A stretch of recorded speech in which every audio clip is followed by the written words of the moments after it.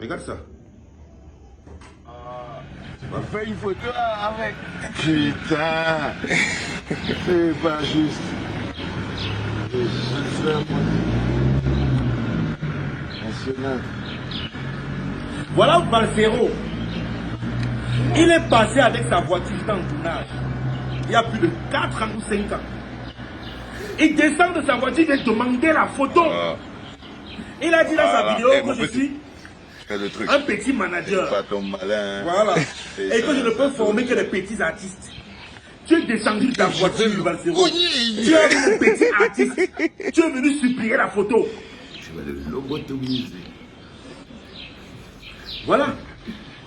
Tu es venu supplier la photo, Balsero. Donc, Mais grand Balsero, toi aussi tu vas dormir à Dora Palace? voilà. C'est moi qui parle derrière là. Grand Balsero, tu vas aussi dormir à Dora Palace.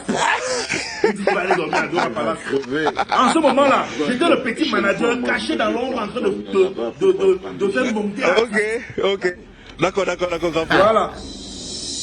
Exactement. J'étais dans le petit manager caché dans l'ombre.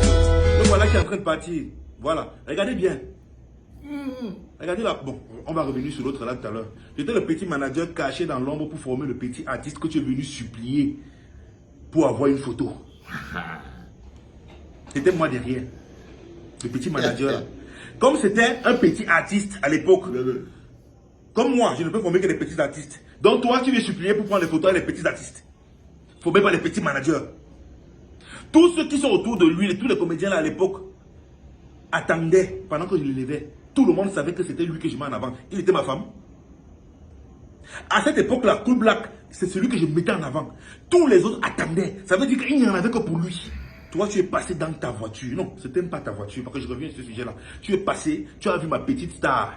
Non, mon petit artiste qui ne valait rien, tu es venu supplier pour avoir la photo. S'il ne valait rien, Balsero, tu ne te serais pas arrêté.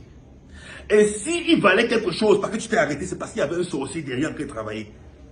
2. La voiture avec laquelle tu passes, corps diplomatique, voilà ça. Je vais un peu zoomer pour que vous voyez bien. Balsero, c'est ta voiture. Tu es diplomate. Tu as fui ce pays pour aller dormir sur le canapé d'une femme. Quand tu étais au pays, tu conduisais la voiture, là c'est ta voiture, Balsero. Pourquoi tu n'es pas resté au pays, affronter les réalités du pays? Tu ne connais pas le contexte dans lequel j'ai fait cette vidéo. J'ai fait cette vidéo pour passer un message et pour donner une réponse à une certaine situation. Tu ne sais même pas pourquoi. Tu viens, tu coupes au milieu et tu me fais ta vidéo. Balsero, je vais te montrer une autre vidéo. Un vieux père comme toi, ambassadeur. Tu dors sur le canapé en quand la femme est fâchée. Regarde la vidéo que tu avais dit toi-même. Regarde, c'est toi qui avais dit ça. Écoute bien, hein. Parce que quand tu fumes ton coup, tu oublies, parfois tu perds la tête. Écoute ce que toi-même tu avais dit. Balsero, moi, William Seno m'a traité de sorcier dans tout ce pays. J'ai la casquette de celui qui tue les gens pour réussir. Tu étais avec moi? Quand tu étais au pays, tu roulais avec une voiture corps diplomatique. C'est-à-dire que ce n'était pas ta voiture, tu n'es pas diplomate. Tu as fui ce pays pour aller en bain. Derrière la femme. Les gens restent ici, ils se battent dans ce pays, un pays difficile. Mon petit,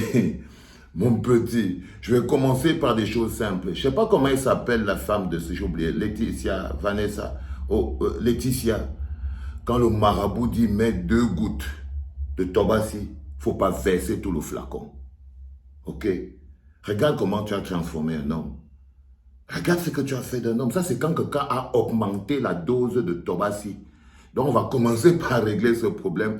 Ma fille, baisse le niveau, sinon le gars, il va devenir fou. Ok?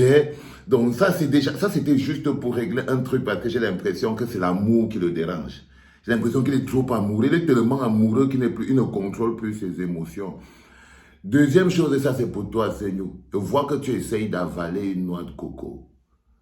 Je vois, quand j'ai regardé ta vidéo, j'ai dit, elle a un petit qui essaye d'avaler une noix de coco, une grosse noix de coco. J'espère que tu as confiance à ton bout, là. J'espère que tu as confiance à tes fesses, parce que la noix de coco que tu essayes d'avaler, là, est difficile à avaler, mon petit pépé. Maintenant, je vais t'expliquer qu'est-ce que tu es, William Seno. Je n'ai aucun problème avec toi, mon fils. Mon petit, je n'ai aucun problème avec toi, man. Tu vois, j'ai un problème avec les manières et les attitudes. Je te rappelle ce que je t'ai rappelé parce que tout ce dont tu me parles là, tu essayes de te mettre toi-même hors sujet et mettre tous tes suiveurs hors sujet. Non. Je t'ai rappelé de ne pas parler à tes comédiens comme si tu parlais à des torchons. Ce n'est pas poli. C'est de ça dont je t'ai parlé. Je t'ai dit que tu ne peux pas faire asseoir des gens devant toi. Il a dit qu'ils ne travaillent que pour le rayonnement de Laetitia. Parce que Laetitia, c'est ta soeur, c'est ta copine. Et je t'ai dit que ça n'a pas beaucoup de classe de dire ça. De faire asseoir des adultes, comme tu parlais des pères d'enfants, des machins. Tu vois, de faire asseoir des pères d'enfants et leur dire que là où ils sont là, dans ton truc là, ils sont au service de Laetitia. C'est pour ça qu'il a été dit, Laetitia, que quand tu rends un homme fou avec de tabac, si on dit 2 gouttes, mets 2 gouttes. Parce que là, j'ai l'impression que tu as cassé toute la bouteille de tabac dans la tête du petit frère ici. Donc, c'est de ça qu'il s'agit, William, c'est nous. Donc, tu leur as parlé avec arrogance. Est-ce que toi, quand tu as regardé ta vie, même quand tu parles, tu ne sens pas l'arrogance. Tu leur as parlé avec mépris. Tu leur as parlé avec condescendance. Tu les as insultés. C'est ça que je t'ai dit. Avant que tu me sortes, quand tu pars filmer mon vieux 4x4, quand il reste comme ça, le 4x4 là, j'avais acheté ça chez l'ambassadeur du Brésil quand il était au Cameroun. C'était un bon 4x4. Et tu vois, la plaque diplomatique là, c'est que bon, tu vois, moi quand je choisis mes femmes, je sais où les choisir.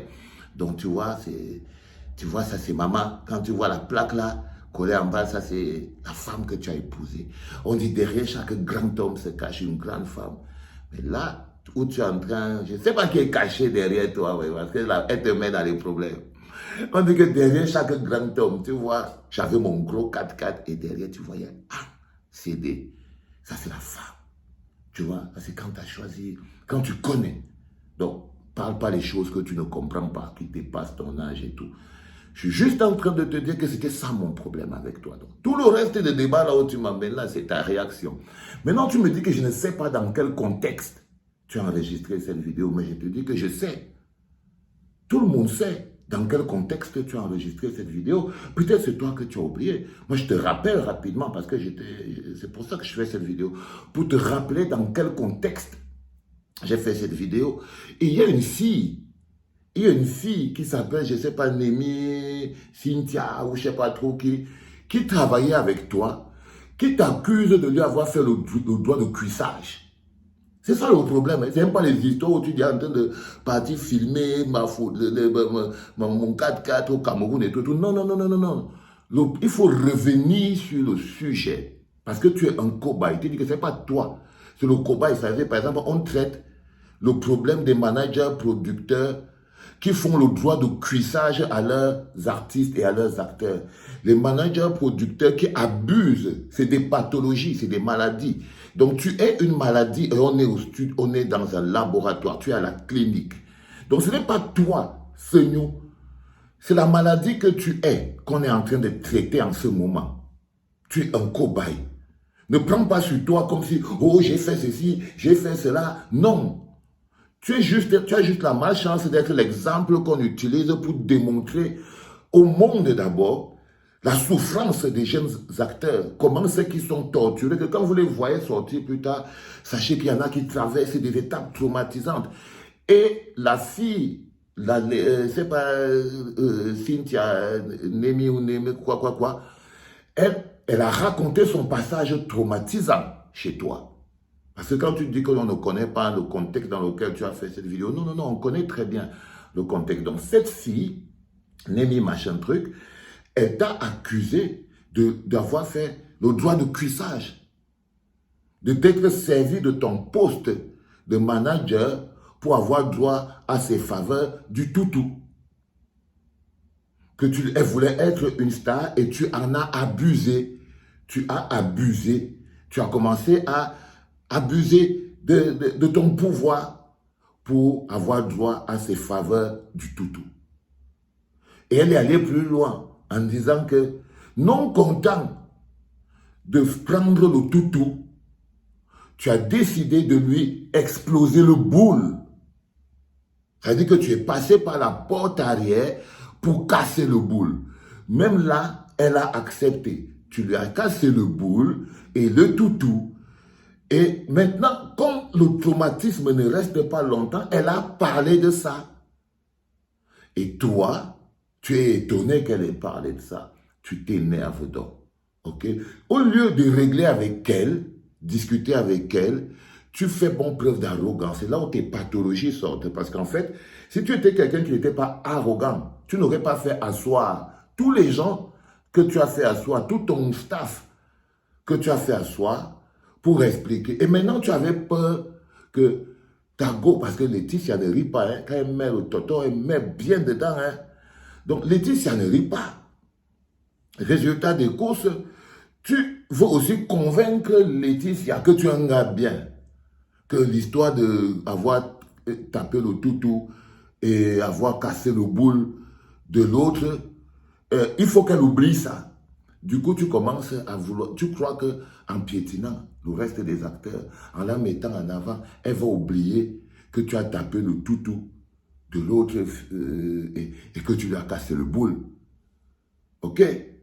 C'est ça, c'est là où on est, c'est ça le sujet fondamental. C'est dans ce cadre-là que tu as fait cette vidéo. Donc ne me dis pas que je ne connais pas dans quel cadre tu as fait cette vidéo. Je voulais juste te ramener au problème. Ok? Et face à cette situation, donc tu as démontré tes capacités d'être la maladie dont je parle dans l'univers de l'art et de la culture. Ces managers qui abusent des faiblesses des jeunes acteurs et des jeunes artistes, qui profitent de leur possible. Parce que quand ils arrivent, ils sont jeunes, ils sont vulnérables, ils sont en situation de vulnérabilité. Et toi, tu abuses d'eux sans limite. C'est de ça qu'il s'agit, Seigneur. Donc, je voulais que tu comprennes ça avant de m'amener dans les délits, c'est monté, c'est descendu et tout. Dès que tu finis de régler le problème là, on va parler des autres choses, mon petit. Hein? Tu as des vrais problèmes, frère. Toi, tu as des vrais problèmes. Donc, calme-toi un peu. Je crois que comme j'étais un peu reprécisé de quoi il s'agit, j'espère que c'est maintenant clair dans ton esprit. Dégage. Dégage de mon truc. Dégage de mon truc, petit bandit. Seigneur, moi un villageois.